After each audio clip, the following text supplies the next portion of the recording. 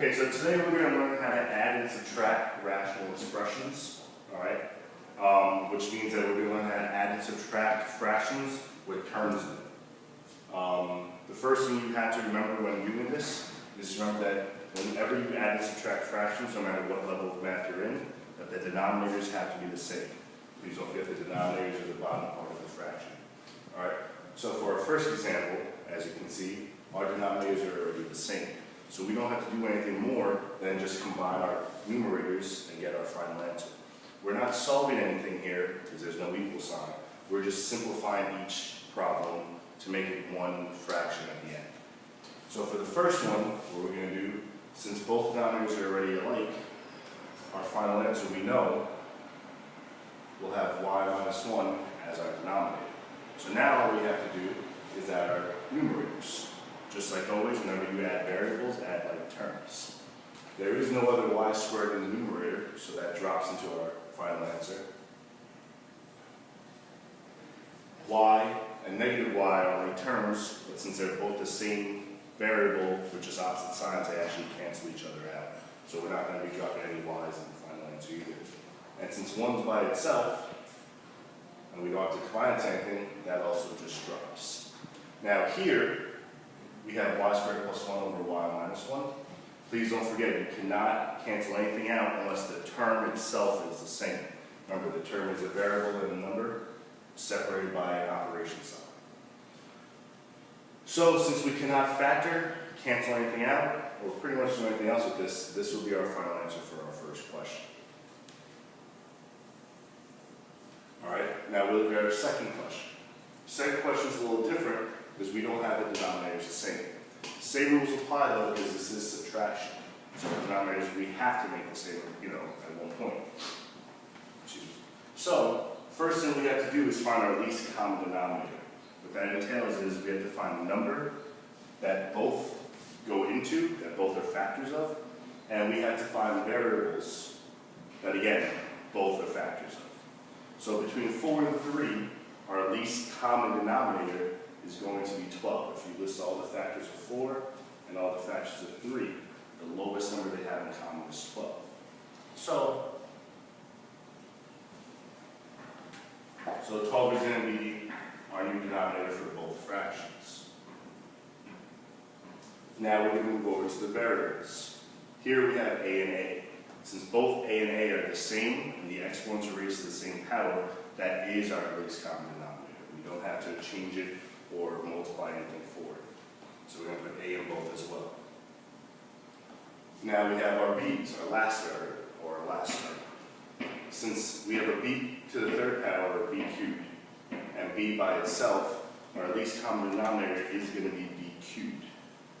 Obviously b cubed goes into itself, and we can multiply b by a variable to get us to b cubed, which we're going to do in a little while.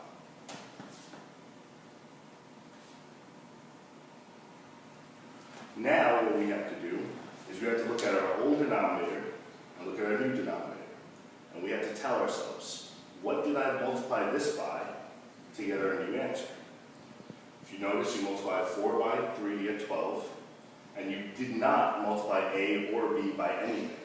So the only thing you have to worry about is multiplying the top and the bottom by the same thing. Remember, rules and fractions, whatever you do to the top or the bottom, you have to do to the other side as well. So since we multiplied the bottom by 3, we have to multiply the top by 3. So 3 times 2x is going to give us 6x. Now we do the same thing on the right side. We tell ourselves, what do we do to get from 3ab to 12ab cubed? We multiply 3 by 12, we multiply 3 by 4 to get 12. We didn't multiply the h by anything because they're the same. And we multiplied b by b squared to get to b cubed. Remember, when you multiply variables, you add up the exponents. So now we have to multiply the top by the same. 3 times 4 is 12. Since x and b are not the same variable, we just put them next to each other. Now we look at our new two fractions, and once we have these the same, we can subtract subtract the numerators. Unfortunately, in this case though, our numerators are not like terms. We have a 6x and a 12xb squared. So when that happens, all we have to do is put the numerator next to each other.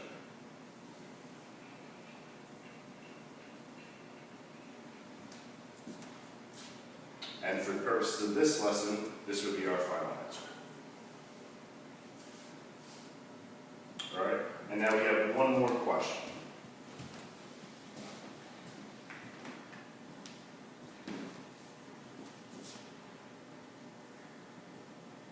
Now at this point, with this next question, you should already be very well versed in rational expressions as a whole. At this point, the unit before this should have covered how to multiply and divide rational expressions, which means you know the basis of the factoring. So, for this question, we're going to be using those factoring skills that you've learned.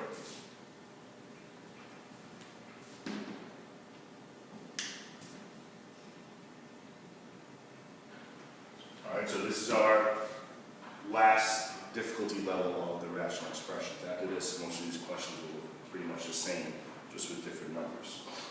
So the first thing you have to do here now, before combining your, before getting on these common denominator, is that you have to factor your denominators in order to see what's the same and what's not.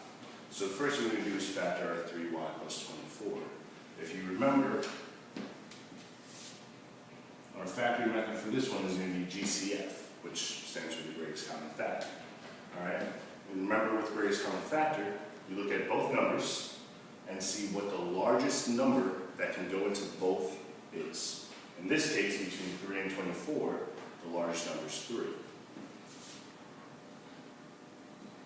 Now we look at the variables. There's a variable in both terms, we take out a greatest common factor. In this case, since there's not, we leave the variables alone, we don't touch them. And now our final step is we divide our original expression by our GCF. So 3y divided by 3 is going to give us y, and 24 divided by 3 is going to give us 8. So that's our first denominator factor. Now we have to do our second one. This type of factoring, if you guys noticed, you have two perfect terms separated by a subtraction sign, which is dots, the difference of two squares.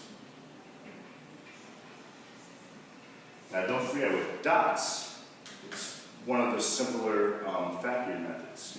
All we have to do, we make two sets of parentheses, and we square root both terms.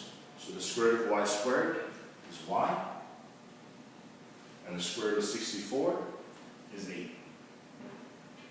So once we square root both terms, we put each term in each parenthesis and make sure we just have different signs.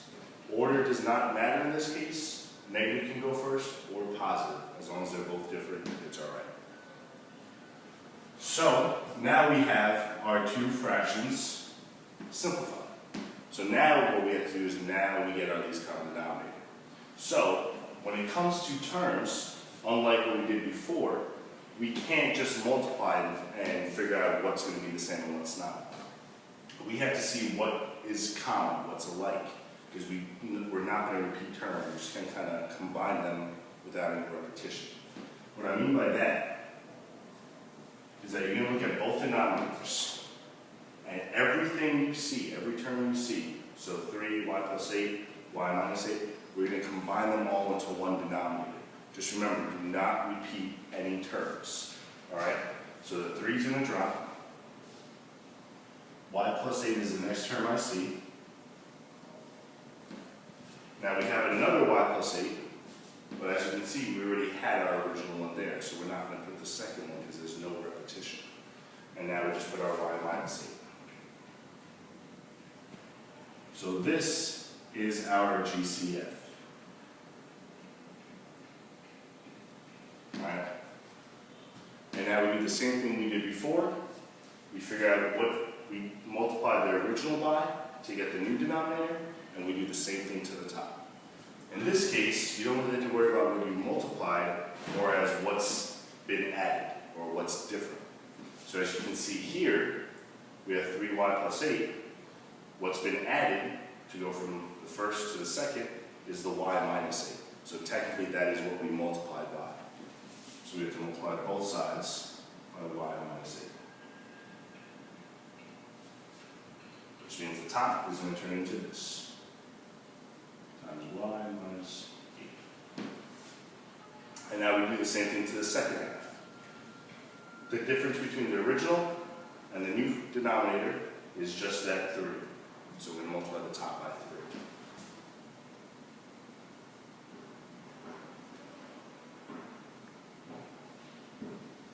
Oh, sorry.